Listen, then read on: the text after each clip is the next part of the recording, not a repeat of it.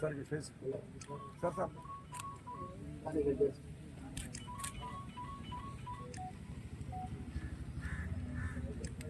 Hello police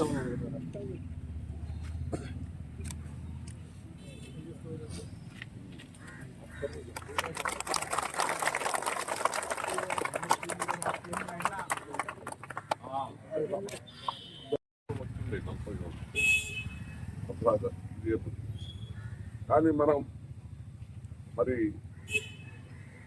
Nizam state ఉండే మనకు స్వతంత్రం రాలేకపోయింది.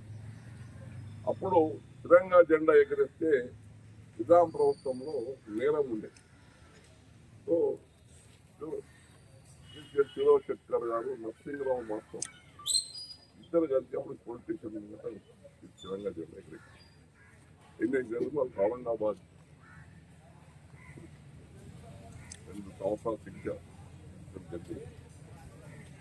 అందులో భాగంగానే జెండా భద్రతం వచ్చిన తర్వాత మన శివశంకర్ గారు ప్రతి సంవత్సరం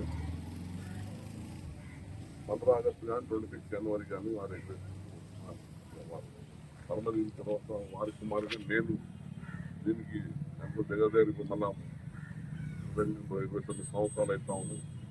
అంటే ఈ జెండా ఒక ప్రాముఖ్యత ఉన్నది, చరిత్ర ఉన్నది. అందుకే మనం 75 అప్పుడు దాని చరిత్ర అయినాం తెలవాలేదు. జెండాలు అంటే అందరి జెండాలు ఎగరేస్తాం, మనం ఎగరేయాలి కూడా. మన జాతీయ జెండా ఎగరేస్తాం, ఎన్ని ఎగరేస్తే ప్రతి ఇంటి మీద ఎగరేయమని ఉన్నది. అంటే దీనికి ఒక చరిత్ర ఉన్నది. ఆ చరిత్ర కూడా భావితరాలకు తెలవాలి.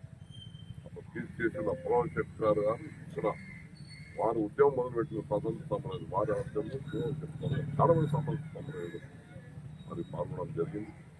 మరి ప్రతిసారి నారాయణఖేడ్ పుర ప్రముఖులు, పెద్దలు, యువకులు అందరూ కూడా వచ్చి మరి జెండా మీరు వచ్చి పాల్గొన్నందుకు ప్రత్యేకంగా అందరికీ ధన్యవాదాలు.